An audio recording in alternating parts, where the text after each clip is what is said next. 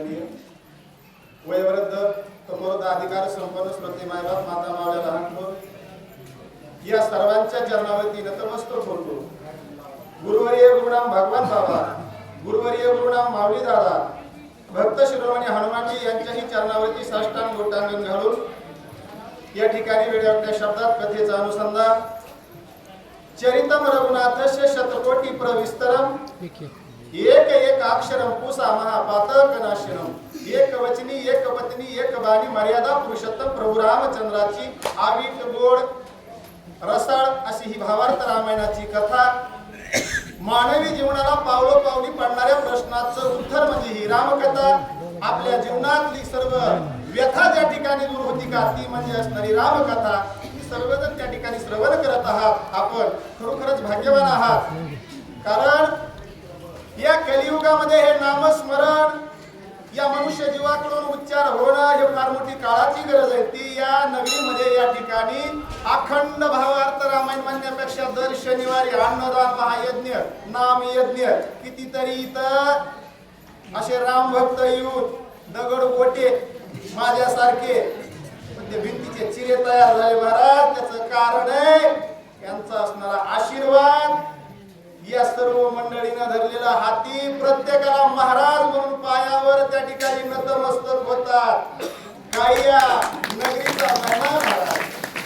आणि हे ढळू दिलं नाही म्हणून कुठल्या तरी तत्वाचं एक निष्ठतेचं पालन झाल्याशिवाय हा यज्ञ त्या ठिकाणी चंद्र सूर्य आहे तोपर्यंत चालणार म्हणजे चालणार, याच्यात कुठलाही संशय नाही. कारण हे बाळ करून या नगरीला गुरुवर्य बाबा महाराजांनी या सर्व रामभक्त मंडळीने देण्याचा प्रयत्न केलेला आहे. या पिढीने आदर्श घेतला ना महाराज. यांना झोपलं तरी घरात रामायण ऐकायला मिळतं. आणि ही मंडळीचं एक विशेष आहे, जी रामायणाला असतात तेच कीर्तनाला असतात तेच भजनाला असतात तेच काकड्याला असतात. खेळी मिळी गदारोळी आनंदे अशी अवस्था इथं आल्यावर असं अंतःकरण भरून येतं. आणि म्हणून येतंय म्हणण्यापेक्षा हे बाबा म्हणजे चल तू या प्रपंचामध्ये अनंत अडचणी असू दे पण शनिवारी मोकळी निघते. आता उशीर व्हायला लागलाय त्याच्यामुळे दिलगिरी व्यक्त करतो, कारण बाकीचंही सर्व करीत यावं लागतंय. चला मूळ विषयाकडे आपण येऊ. या ठिकाणी प्रभू रामचंद्रानं कुंभकर्णाची ही अवस्था पाहिली महाराज.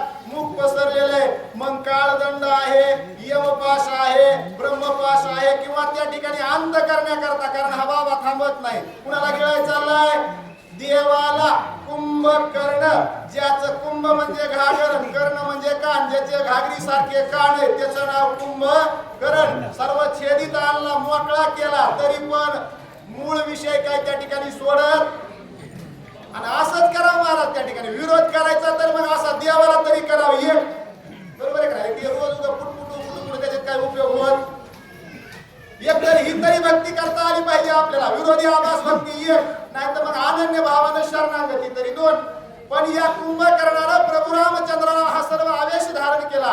रामाने एवढ्या प्रकारचे अस्त्र विराजमान करून नवे नवे अनेक त्या ठिकाणी शरबाणाचा त्या ठिकाणी वर्षाव केला, बाण सोडले. काय झालं?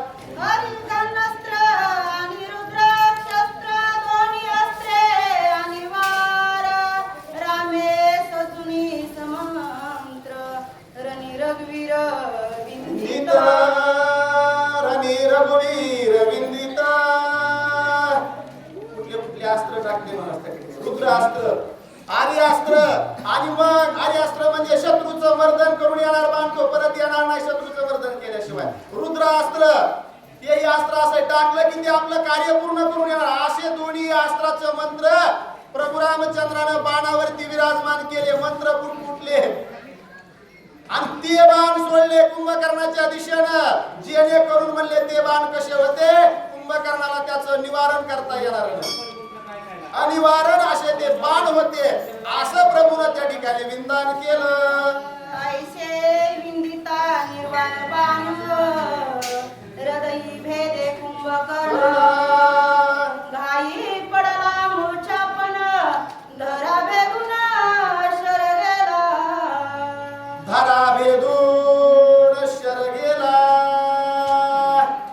दोन्ही बाण विंधन झाल्याबरोबर हृदयावर येऊन त्या ठिकाणी बाण लागल्याबरोबर कुंभकर्ण महाराज खाली पडले. पण बाण थांबला धरा भेदून भेदन केलं खाली धरणीचं पृथ्वीचं बाण निघून पुन्हा म्हणले एवढं सर्व केलं तरीही म्हणले कुंभकर्ण मात्र त्या ठिकाणी आपला प्राण सोडायला तयार नाही. एवढी सर्व अवस्था झाली पृथ्वीवर त्या ठिकाणी धरणी प्राय पडलेले पण पुन्हा प्रभू रामचंद्राबरोबर आणि युद्ध करण्याकरता पाठव धरू लागले आवेश धारण करू लागले. मी जरी पडलो तरी या रामासमोर त्या ठिकाणी मी हार पत्करणार नाही अशी वृत्ती कुंभकर्ण महाराजांनी धारण केली.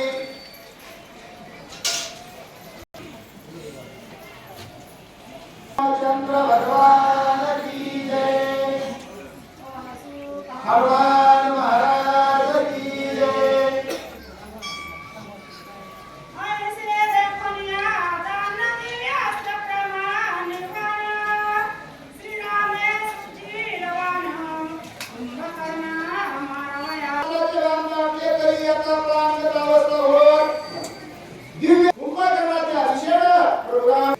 ही सर्व तयारी केली प्रभू रामचंद्रानं आणि निर्वाण म्हणजे त्याचं पुन्हा निवारण होऊ शकणार नाही असा शेवटचा पुन्हा प्रयत्न नाही. या बाणात कामच होणार कुणाचं कुंभकर्णाचं. असं नियोजन अशी युक्ती मर्यादा पुरुषोत्तम प्रभू रामचंद्रानं केली. धनुष्याला बाण लावला आणि कुंभकर्ण महाराजाच्या दिशेनं सोडला.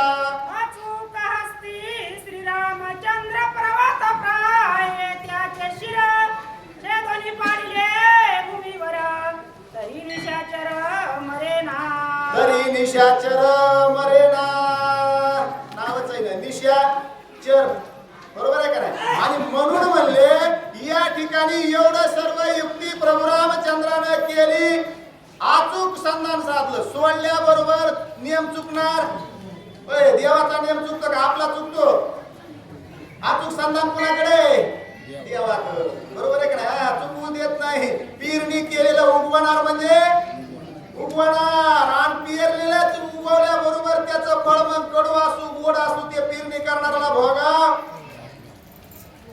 ते अचूक संधान सांगायला आपला नियम चुकतो आपण काही नियम धरतो बरोबर आहे का नाही. पण नियम आपला चुकल्या जातो तसा अचूक संधान प्रभू रामचंद्रानं साधलं.